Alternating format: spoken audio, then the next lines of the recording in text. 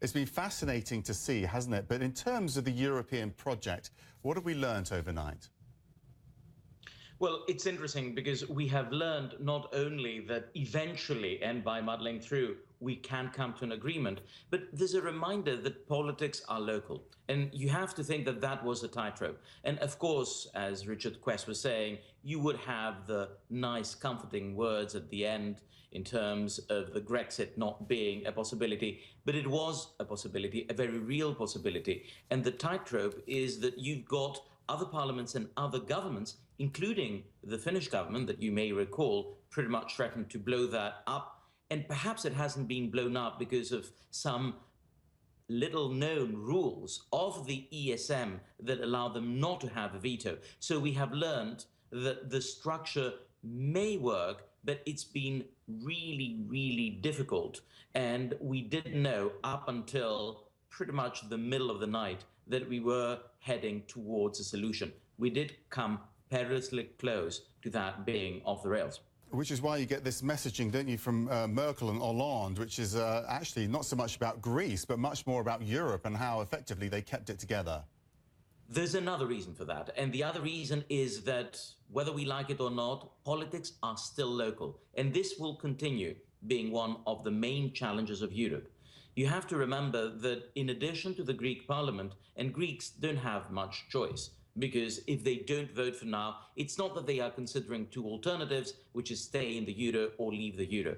The big problem and the folly pretty much of the Greek government is that the alternative was not prepared. So the Grexit would not simply have meant, oh, well, we don't have the euro, we're going to have another currency. No, it would have meant that we have no way of making the economy and society stick together. So for Greeks, it was very difficult. But remember that for the other parliaments who are thinking about that and thinking about what the population reacts to, they need to find a way of placating them. And a lot of the discussions that have happened, a lot of the push, the aggressive push of Germany that has created a lot of backlash already in the Twitter sphere. This is a coup was the key hashtag yesterday night.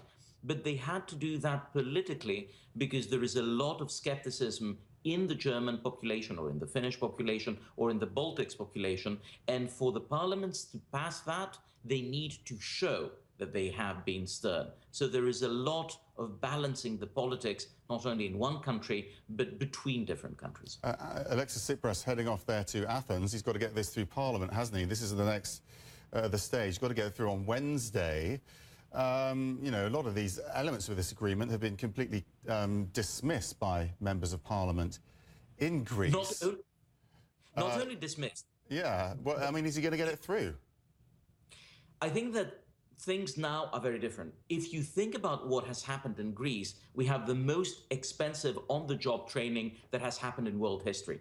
The Greek economy, that was growing about 2.5%, has nosedived between the elections and today, and especially over the last week because of the banks not working. And what we are now having is a memorandum that is structurally more tough than the one that they thought that they would be rejecting, and they are now accepting it. Why are they accepting it? I think that it has finally dawned on them that the alternative is far bleaker and that they would not be able to manage it. It is as simple as that.